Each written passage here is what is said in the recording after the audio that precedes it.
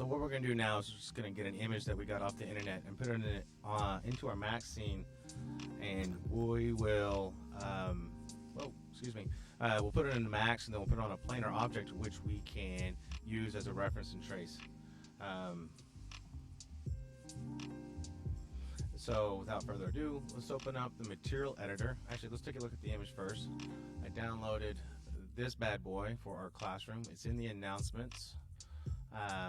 What we'll do is look at the folder, find our image, it's in downloads, there's our Claymore. So there's two ways we can do it. One, we can drag and drop into the software. I do not recommend that, but we can.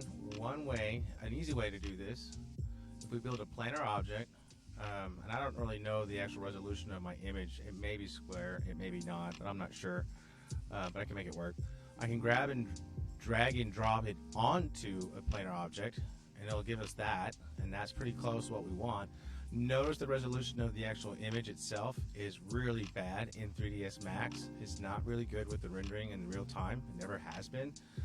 Game engines are definitely better, but the other way we can do this real quick is a reason why we don't do this too often though, because if you're not careful and you drag and drop your image into the viewport, it becomes the background, and that's frustrating. To get rid of it, you got to go to the plus sign, I think, and configure viewports, and then background, and then you just basically remove it and hit OK, and it's back, and now it's junk. Sweet. So now my viewport is junk. So anyway, we'll keep going anyway. I'll probably have to restart the software. Who knows? We'll see what happens. But now we have this image on here. Then we can use it as a reference.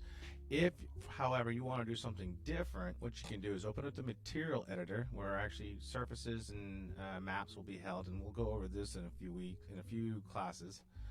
I'm going to go ahead and drop in a standard material, and this is just a shader. This is basically what renders whatever colors and pixels and things that we want to put on our 3D object. From there, what we'll do is we'll add a bitmap, and I'll look for our bitmap. Our bitmap's in our downloads, which is not in that folder. It is in this PC somewhere in here.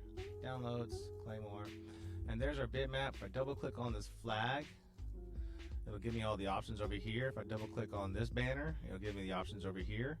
I have an output node, and I go into the diffuse color into the input node, and there's our object. And then from there, what we can do is I'll create another plane so you can see it. I go here, double click on this to make sure you have the dotted line around the actual material node, and I will apply to my selected object, and then I need to show it on the scene, and there is our image on our planar object.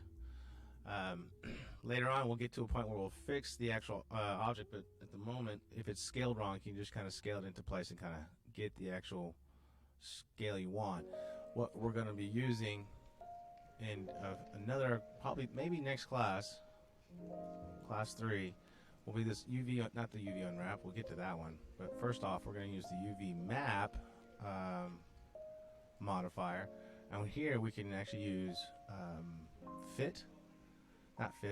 bitmap fit. It'll use this image to give us our resolution. And when I click on this, it'll straighten this up and flatten that out, and so now that's actually to the resolution of the image, and it's ready to go. So from there we can actually use that as a trace. So that's how you guys would be able to do that.